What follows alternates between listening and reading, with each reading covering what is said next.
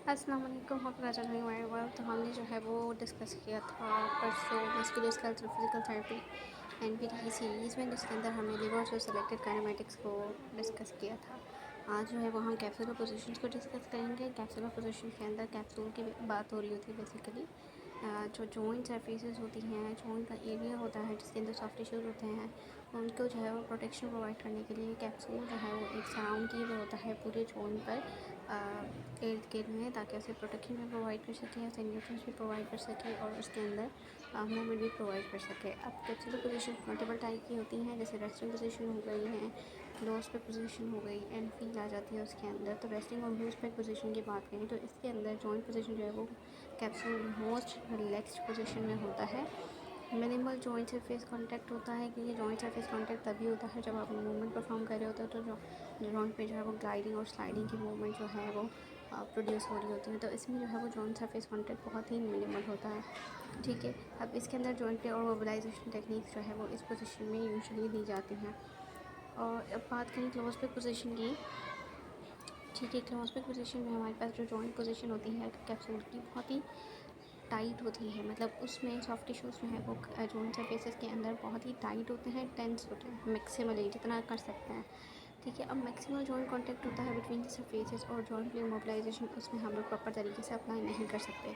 तो वो क्लोज पे पोजीशन होती है और वो बहुत ही अनकंफर्टेबल पोजीशन होती है, जिसके अंदर आप स्लाइडिंग ग्लाइडिंग नहीं दे सकते हैं। ठीक है, उसके बाद सेलेक्टेड कैप्सूलर पैटर्न आ जाते हैं, जिसको उन्होंने जो है वो टेबल में डिस्कस किया हुआ है 1-4 में। ठीक है, उसको हम बाद में देखते हैं 1-4 टेबल को। पहले हम देख लेते हैं एंड फील्स को। एंड फील जो है वो नॉर्मल फिजियोलॉजिकल एंड फील जो है वो जॉइंट की रेंज ऑफ मोशन होती है, जिसकी लास्ट रेंज जहाँ तक जॉइंट की जो है वो मूवमेंट परफॉर्म हो सकती है। तो ये मल्टीपल टाइप्स की होती है, नॉर्मल होती है, पैथोलॉजिकल होती है। ठीक है, तो इसकी जो है अंदर सब डिविजन होती हैं। जैसे नॉर्मल फिजियोलॉजिकल की बात करें तो सॉफ्ट होती है, फार्म होती है और थोड़ी सी हार्ड होती है। सॉफ्ट जहाँ पर जो है वो सॉफ्ट टिश्यूज़ अकर्स तब होती है जब सॉफ्ट टिश्यू अप्रोक्सीमेशन के अंदर जो है वो कोई भी मूवमेंट परफॉर्म हो रही है, वो सॉफ्ट एंड फील हो रही होती है। जहाँ पर सॉफ्ट टिश्यू अप्रोक्सीमेशन होती है फर्म, जिसके अंदर कैप्सूल और लेगमेंट के अंदर थोड़ा सा स्लाइड सा स्ट्रेच आ रहा होता है, तो वो फर्म एंड फील होती है। जैसे आप स्ट्रेच दे दो बाइसेप को, तो वहाँ पर कैप्सूल भी थोड़ा सा टाइट हो रहा होता है, स्ट्रेच हो रहा होता है, लेगमेंट्स भी स्ट्रेच हो रहे होते हैं। ठीक है, फिर उसके बाद हार्ड एंड फील आ जाती है। इवन बोन और अदर कार्टिलेज जो है वो एक दूसरे से मीट करता है, तो वो हार्ड एंड फील हो जाती है। अब हार्ड एंड फील के अंदर हमारे पास जो है वो ट्राइसेप का स्ट्रेच आ जाएगा, जिसमें बोन और लिगामेंट जो है वो एक दूसरे के साथ जो है वो कार्टिलेज मीट करेंगे। या यूजुअली शोल्डर्स की एक्सटेंशन की बात करें नी जॉइंट में, तो वो हार्ड एंड फील होती है।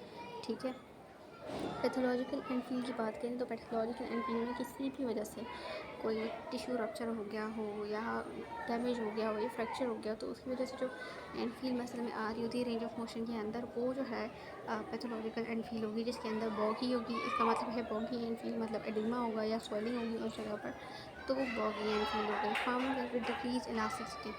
ठीक है, इलास्टिसिटी उसके अंदर नहीं होगा, स्ट्रेच प्रोड्यूस नहीं होगा, तो वहाँ पर फाइब्रोसिस या सॉफ्ट टिश्यू जो है वो फाइब्रोसिस हो जाता है। सॉफ्ट टिश्यू का स्टिफ हुआ हुआ होता है मसल, तो वहाँ पर फॉर्म होगी। ठीक है, रबड़ी की बात करें तो मसल स्पाज़म।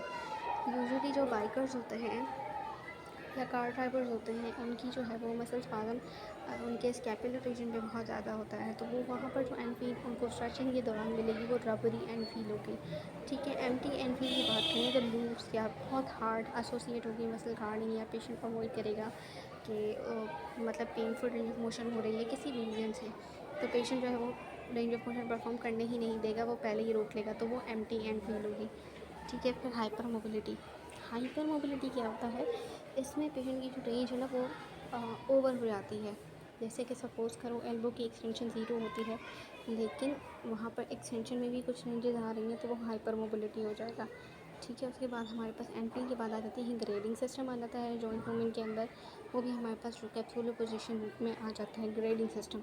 ठीक है, joint grading of accessory joint movement. Accessory joint movements या जॉइंट प्ले की बात करें तो असिस्ट करते हैं, इसकी मतलब हेल्प से हम लोग असिस्ट करते हैं arthrokinematic motion of the joint, या व्हेन इट इज़ इम्प्रैक्टिकल और impossible to measure joint motion with goniometer. ठीक है, गोनीमीटर आप नहीं यूज़ कर पा रहे हो फॉर सम रीजंस, तो आप एक्सेसरी मूवमेंट्स जो है वो परफॉर्म करवा के आर्थ्रोकाइनेमेटिक जो है वो एक किसी भी स्पेसिफिक जॉइंट का चेक करते हो। ठीक है, ऑल दो इंटरनेटर रिलायबिलिटी पुअर होती है, लेकिन वो एक्सेप्टेबल होती है। ठीक है, अब रेंज ऑफ मोशन आपने गोनियोमीटर से लिए वो एक्यूरेट होगी, लेकिन अगर आपने एक्सेसरी जॉइंट ली चेक किया है और गोनियोमीटर का अंदाज़ लगाया तो वो रिलायबल नहीं होगा, बट यस एक्सेप्टेबल होगा। Data reading provides clinician with more specific data on source of patients problem. ठीक है, उसके बाद मसल सब्स्टिट्यूशन की बात करें। मसल सब्स्टिट्यूशन की बात करें तो मसल सब्स्टिट्यूशन तब होगा जब मसल जो है वो या तो शॉर्ट हो गए हैं या लेंथन हो गए, उनकी लेंथ बढ़ गई है, या वीक हो गए हैं, उसका एंड्योरेंस ख़त्म नहीं रहा अब, और इम्पेयर्ड कोऑर्डिनेशन हो गई है या पैरालाइज हो गया। मसल सब्स्टिट्यूशन कब होती है? जब एक मसल का जो काम है वो मसल वीक हो गया है, अब उसकी जगह पर कंपनसेटरी मसल्स काम कर रहे हैं, तो वो मसल सब्स्टिट्यूशन हो जाएगी, सब्स्टिट्यूशन सॉरी। ठीक है, तो इसमें क्या हो जाएगा, सपोज़ करो आपकी जो है वो इसके अंदर मल्टीपल एग्जाम्पल्स लेनी है, हम उसको भी डिस्कस करते हैं। इसमें क्या होता है, स्ट्रॉन्गर मसल जो होता है वो कंपनसेट हो रहा होता है फॉर लॉस ऑफ मोशन की वजह से। क्यों? क्योंकि जिस मसल का काम है वो काम कर ही नहीं रहा, उसके इर्द गिर्द वाले मसल्स काम कर रहे हैं, क्योंकि काम तो करना है ना। तो फिर अब एक मसल जो है वो इम्पेयर्ड है, उसके अंदर इतनी स्ट्रेंथ नहीं है, तो कंपनसेटरी मसल यूज़ हो रहे हैं। तो इसमें कॉमन मसल सब्स्टिट्यूशंस जो हैं वो, जैसे कि स्कैपुलर स्टेबलाइजर्स जो हैं वो शोल्डर मोशन परफॉर्म करवाते हैं, जबकि अबडक्टर्स का काम है, लेकिन अबडक्टर्स तो वीक है, तो इसलिए स्कैपुलर स्टेबलाइजर जो है वो शोल्डर के अबडक्शन जो है वो इनिशिएट करवाता है। ठीक है, लेटरल टंग के मसल्स या टेंसर फेशियल के मसल्स को यूज़ करना जब हिप अबडक्टर्स जो है वो वीक है, तो उसकी मूवमेंट परफॉर्म कराने के लिए जो है वो कंपनसेटरी मसल्स यूज़ हुए फिर से। ठीक है, पेसिव फिंगर फ्लेक्शन करवाना by contraction of wrist extensors when finger flexors are weak. Tenodesis की वजह से फ्लेक्सर्स जो है वो वीक हो चुके हैं, अब क्या हो रहा है, रिस्ट के एक्सटेंसर्स जो है वो काम कर रहे हैं फिंगर फ्लेक्शन परफॉर्म कराने के लिए। ठीक है, पैसिवली। उसके बाद बात करें बाइसेप का जो लॉन्ग हेड है या कोरिकोब्रेचियलिस है या एंटीरियर डेल्टॉइड है, वो तब काम करें जब पेक्टोरलिस मेजर वीक है। सही, मतलब जिस मसल का जो काम है वो काम वो मसल के बजाय उसके इर्द गिर्द वाले सराउंडिंग मसल्स कर रहे हैं, तो दैट इज़ मसल सब्स्टिट्यूशन। अब इसमें एक और एग्जांपल है, use of lower back extensors adductor magnus and quadratus lumborum when hip extensors are weak। Hip extensors काम नहीं कर रहे फॉर सम रीज़न, जैसे ग्लूट्स हो गए, तो उस टाइम पे क्या होगा कि हमारे जो अडक्टर मैग्नस हो गए, लोअर बैक के एक्सटेंसर्स हो गए, क्वाड्रेटस लंबोरम हो गए, इन्होंने काम करना शुरू कर दिया। तो इसकी में एक मसल वीक है, दूसरे मसल काम कर रहे हैं, तो वो अल्टरनेटिवली क्या करें, उन मसल की स्ट्रेंथ को भी कॉम्प्रोमाइज़ कर रहे हैं। ठीक है, use of lower abdominal muscles, lower obliquus muscle और hip adductors and latissimus dorsi when hip flexors are weak. ठीक है, इलियोसोर्स का काम है फ्लेक्शन कराना, इलियोसोर्स अब कैपेबल नहीं है, फ्लेक्शन नहीं करवा रहा फॉर सम रीज़न, तो फिर लोअर एब्डोमिनल मसल करवा रहा है, लोअर ऑब्लिकस करवा रहा है, हिप अडक्टर्स करवा रहे हैं और लेटिसिमस डोर्साई करवा रहे हैं। ठीक है, तो ये हमारी जो हैं वो 2 टॉपिक्स मज़ीद हमने कवर कर लिए हैं, बायोमैकेनिक्स के और फंक्शंस के। ठीक है, principle general principles of biomechanics हमारा कवर हो चुका है। हमारे पास बचती है फंक्शनल एनाटॉमी इन बायोमैकेनिक्स। फिर से थोड़ा सा बायोमैकेनिक्स का पोर्शंस के अंदर भी है, बिकॉज हम रेंज ऑफ मोशन एंगल्स की बात करेंगे और उसके अंदर हम बात करेंगे हमारी जो है वो सॉफ्ट टिश्यू टेक्निक्स आ जाएंगी, जैसे मोबिलाइजेशन आ जाएंगी, तो उसके लिए बायोमैकेनिक्स नेसेसरी है। ठीक है, तो फिलहाल जो है वो ये टॉपिक हम कवर कर रहे हैं।